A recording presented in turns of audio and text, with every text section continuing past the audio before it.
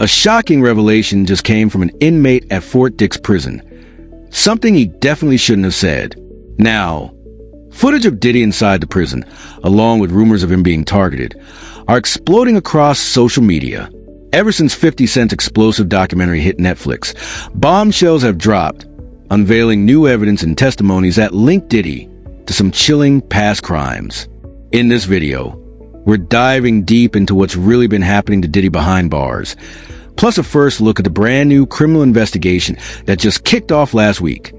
Well, Diddy is just a working class stiff while he's at Fort Dix. So when you're at a prison and somebody says, you read any good books lately, Diddy is the answer. He's the guy to go to because we got video of him at Fort Dix reporting for work in the library, where he is making recommendations and handing out different movies and books for his fellow inmates. I'm really fascinated just by the library But itself. you're seeing him here. This is him reporting to work, taking off his jacket, taking off his scarf, and settling in for a day on the job. It looks like a public school library. Yeah. It's This was the chapel, and this is the media library in the chapel, which is where Diddy's currently working.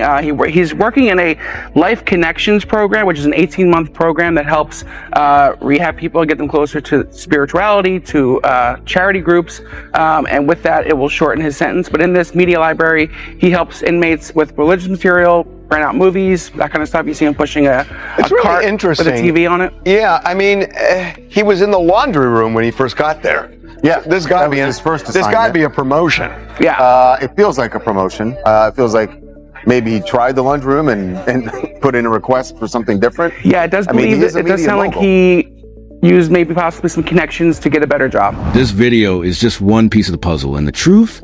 It's far darker than you think.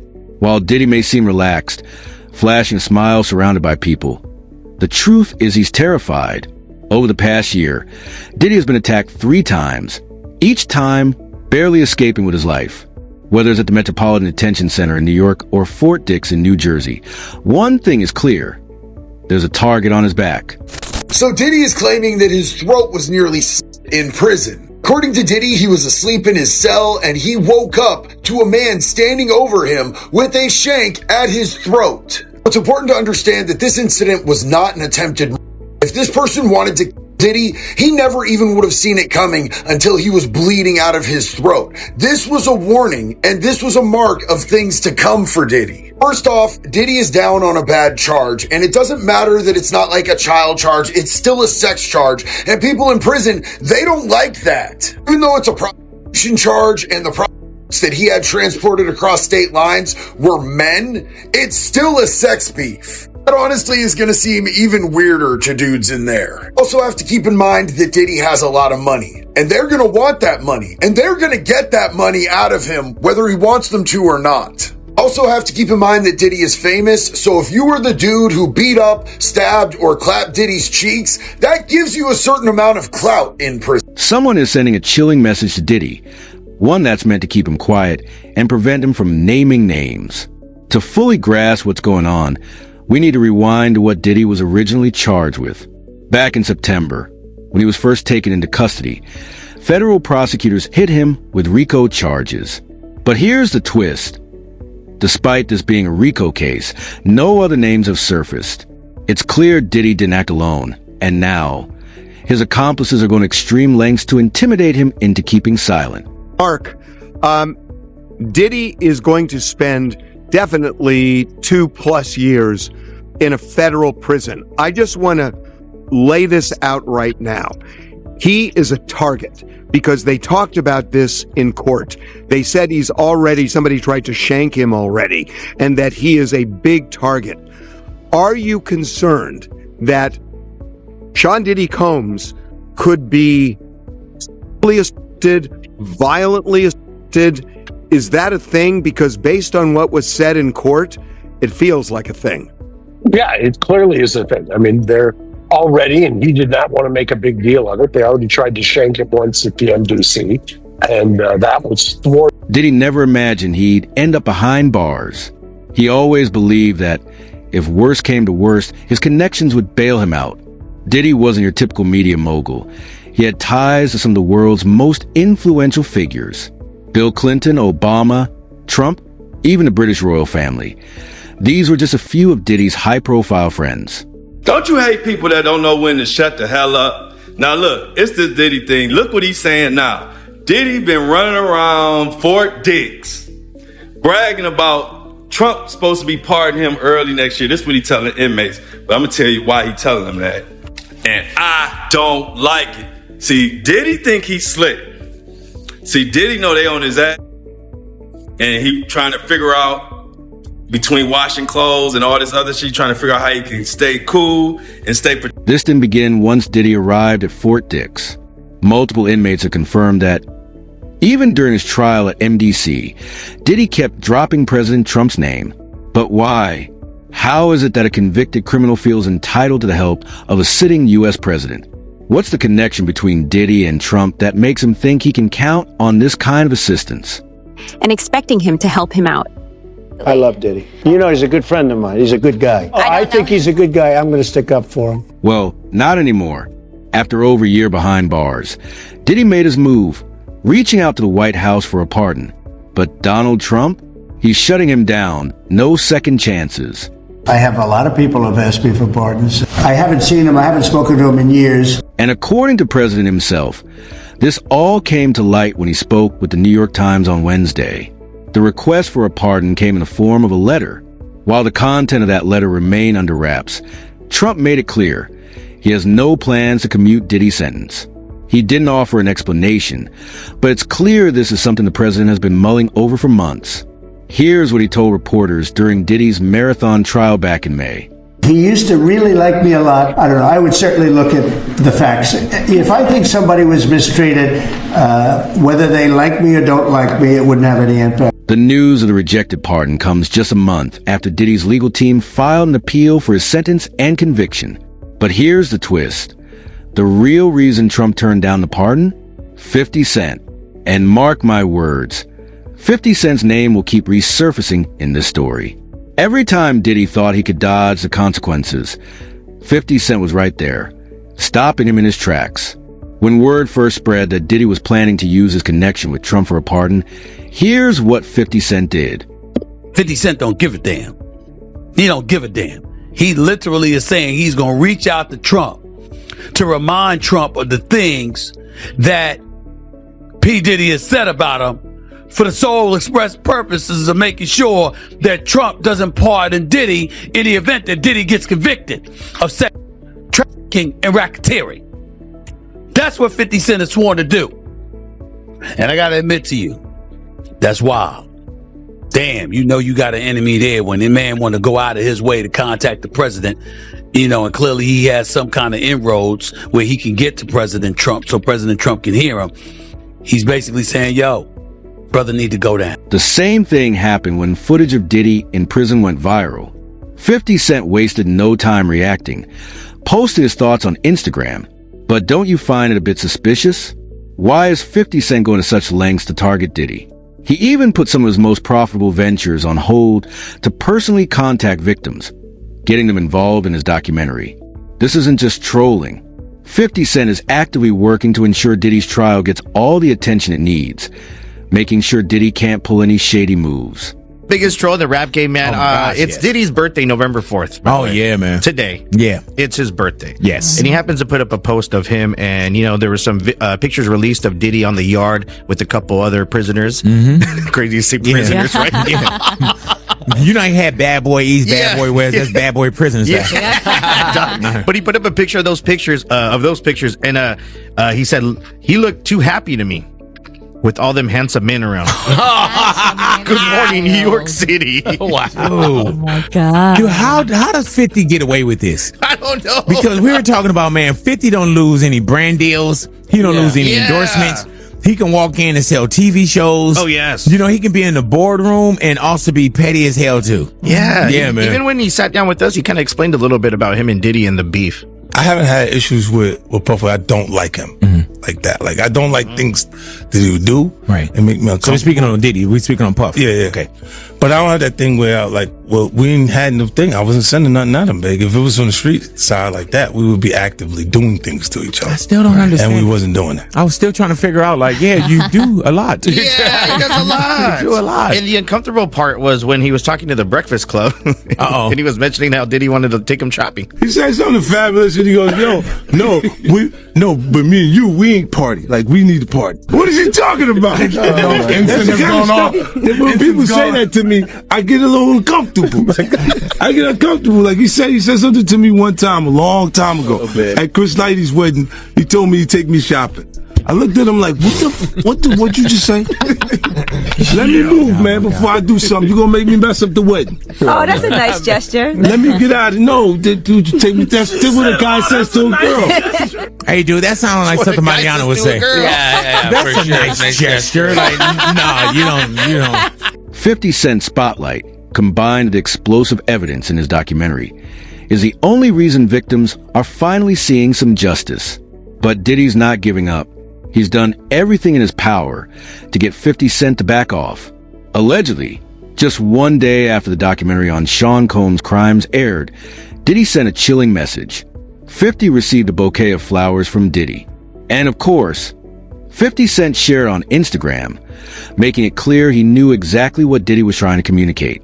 Diddler has sent 50 Cent some damn flowers while he locked up, bro. All right, we all know Diddy is mad about this whole docu-series that 50 put out on Netflix and is #1 going crazy, so you know he mad. Now, according to 50, all right, these are some warning flowers. Y'all know how Diddy used to get down. You know, he used to send people shit in the mail. He'll send a nigga blow up a car. Y'all know how he get down. So if he mad, clearly he's mad about this documentary. Bro sent 50 some flowers at his hotel while he was in Miami, bro. Now, I ain't gonna show the address on these flowers, but 50 posted the whole address. Now, in the caption, 50 said, "What kind of gay shit is this? Diddy send me flowers at Club 11, LOL. LOL, why all the foreplay? Get busy, you know I'm stupid." Then he commented again and said, "A warning, I'm 90s grimy. You don't warn me, LOL." So y'all know why Diddy sent this. He ain't send it because he happy or proud of 50 for dropping this goddamn docuseries on his demon ass, bro. Back to what's happening in prison. Court documents reveal a chilling moment when Diddy was saved by a corrections officer after an attack. Allegedly, Diddy woke up to a knife pressed against his throat, and if it weren't for a nearby officer, he would have been seriously injured. Now, Diddy's taken things into his own hands, paying inmates to protect him. Diddy had something very scary happen to him. One of his close friends is speaking out and saying that while he was sleeping at the MDC Brooklyn jail, somebody came and put a knife, pressed it to his throat. Now, as I keep digging into the story, they're saying, yes, a correctional officer or a police officer was the one who came and basically helped him out and quote unquote saved him. Yes. And so, obviously Diddy's lawyers are trying to use this as a way to just get him even moved to a different location. But right now, everything is kind of staying as is. Yeah, his safety being an issue when he's supposed to be, I think in some sort of protected environment. Remember MDC? Isn't that where the Epstein situation happened? The lawyers, when they were speaking on Diddy being in prison and the circumstances him being in prison, I didn't never hear about this, and nobody ever said anything about this. And I want to know if it's in the prison records. They said one of the guards stopped a dude from shanking Diddy. Now, I'm like, if he was doing all this positive shit in jail, and they was talking about he was all the inmates loved him and they was employing him and doing standing ovation. I wonder what inmate was trying to shake him. Was that one of the Tupac? Was that one of the Tupac fans, or that was one of Biggie fans? Because they said that the guard. They said that in court. One of the lawyers, one of the guards, stopped one of the individuals that was trying to shank him, bruh. And that was crazy. Nobody, I never, that didn't leak. Everything leaks from prison, but that didn't leak. Nobody wrote home and said, "Yo, dudes is in here trying to stab Diddy up." But the lawyers mentioned that today. I want to see if they're going to investigate that right there. You know what I'm saying? And base that, or he probably used that, base that on trying to help Diddy getting into one of those camps or one of those programs. Gene Deal, Diddy's former bodyguard, has a surprising connection to the prison system. He's a former corrections officer himself. Recently, Gene opened up about how prisoners like Diddy behave behind bars, and what he said was unexpected. Gene predicted that if Diddy is forced to stay in prison, he might not last long. It's not just the Mafia or other inmates that Diddy needs to worry about. Prison takes a massive toll on anyone, and according to Gene Deal, Diddy doesn't have the toughness to survive. If things get too rough, Diddy might just take the easy way out, possibly even harming himself. Diddy's never had to get his hands dirty, and in reality, he's only a gangster in his music videos. Yeah, that makes sense. But you knowing Diddy personally, do you think it's possible he might take his life? It takes a certain individual to prepare himself to do a lot of years in jail. From the lifestyle that he had, I'm not saying that he can't. I just don't see him able to do time behind bars. Maybe if he be in a camp type situation, that's a possibility. But based on the lifestyle and what he's done and what he's accomplished, if he had to go behind those bars for a lot of years, I think that he may commit suicide. He'd do an Epstein. Diddy's surrounded by criminals in prison, and one thing they don't tolerate? Abusers, especially those who hurt women. Former Mafia members like Michael Frenzesi and Sammy the Bull Gravano have said that if the Mafia had known about Sean Diddy Combs' alleged crimes, he would have already been taken care of. The Mafia doesn't let anyone, no matter who they are, get away with beating women. And this could very well be why Diddy keeps finding himself in the crosshairs. Guys in the mob did some terrible, terrible things. The murders were gruesome and violent and painful, and they served a purpose. They were meant to terrify people into staying in line, right?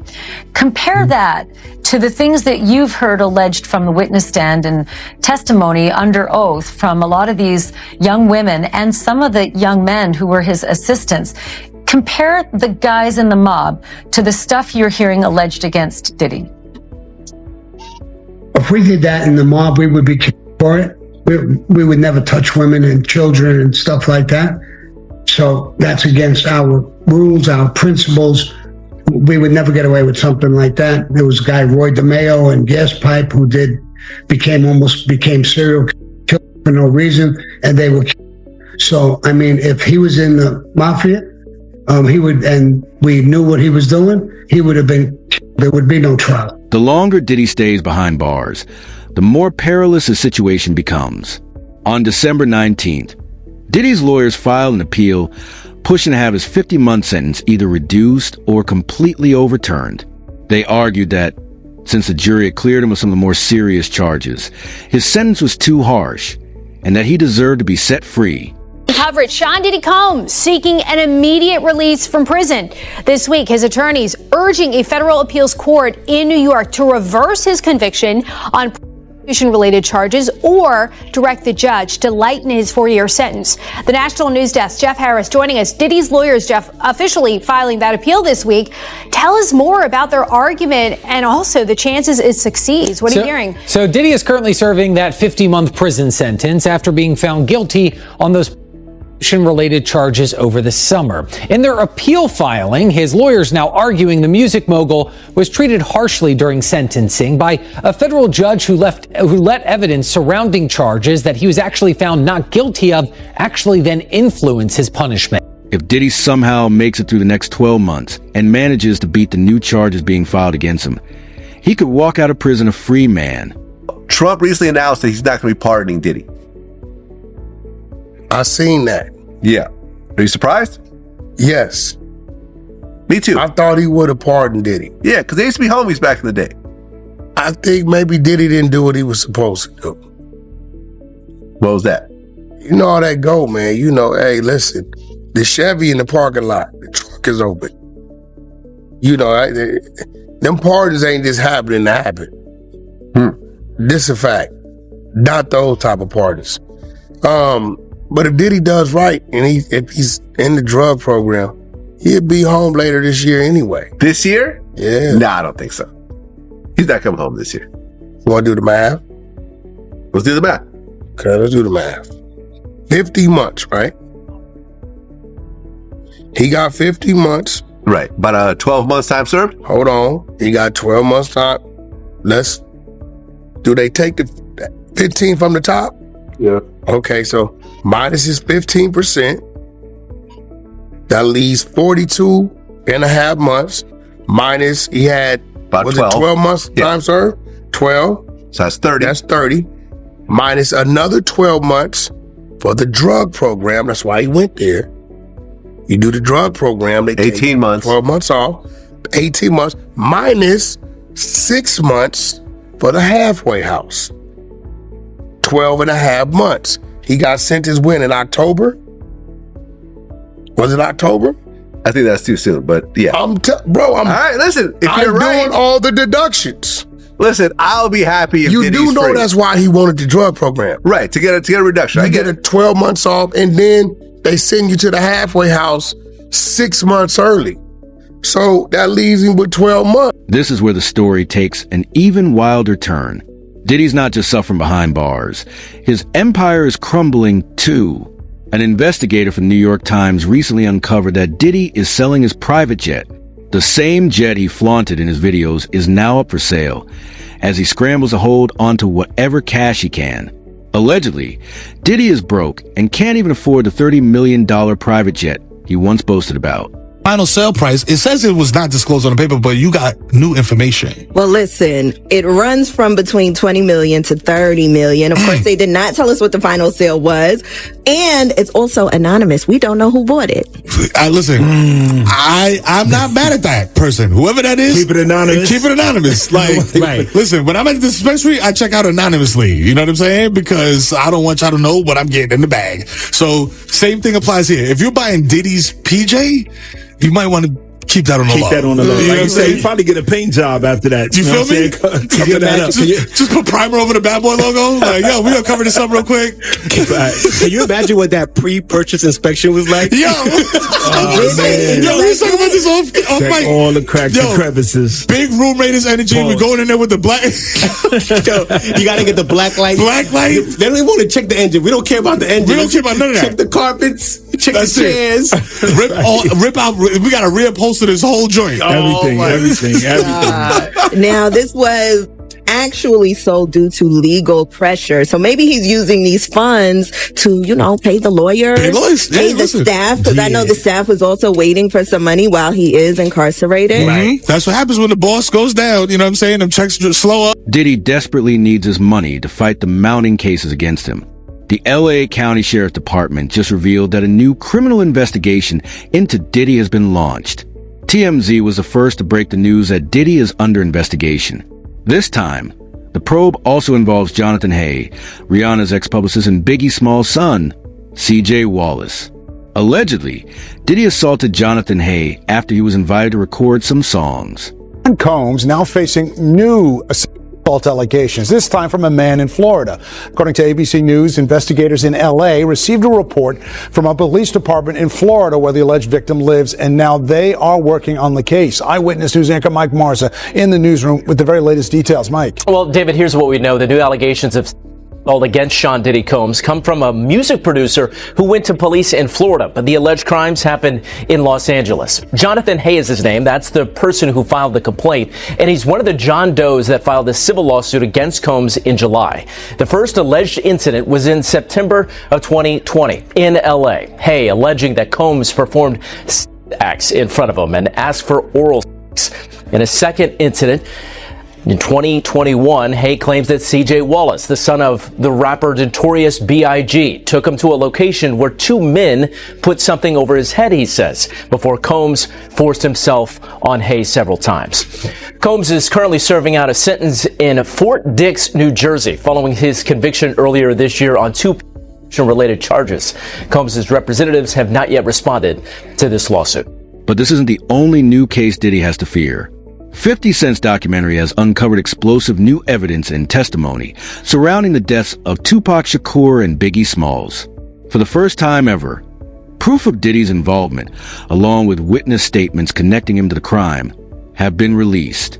I think my favorite thing about 50 Cent's Netflix Diddy documentary is how he built a timeline off of this information. And one of my favorite parts of this documentary is them really getting into the timeline of events when it comes to Tupac and Biggie. And it really gives us a lot of perspective from people that were close to the situation. And a lot of people allege in this documentary that they believe that Diddy was very jealous of Tupac. And they pretty much go through everything from the quad incident and Tupac believing that Puffy was behind it, like he said in the Vibe interview, and they lay out this whole timeline of the downfall happening perfectly, in my opinion. We are even hearing from Greg Kading, the detective that worked on Tupac and Biggie's case in this documentary. He is the investigator that did that proffer agreement with Keefe D way back in 2008, where Keefe D alleged that Diddy tried to offer him $1 million to take out Tupac and Suge Knight. And Tupac's trial with Keefe D is coming up very soon in early 2026, and we know that Diddy's name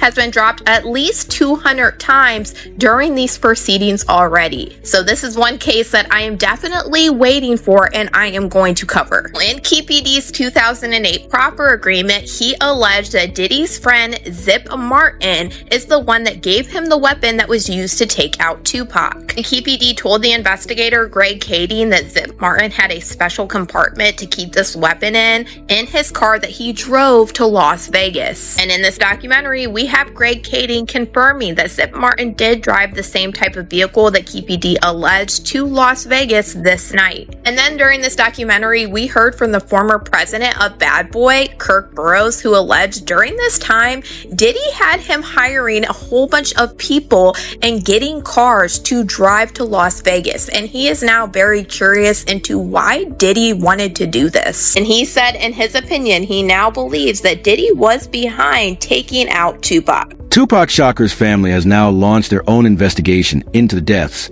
hiring top lawyer Alex Spiro. Tupac's brother, Mafia Shakur, has also come forward, giving a statement on the incident and openly expressing his suspicions about Diddy's involvement.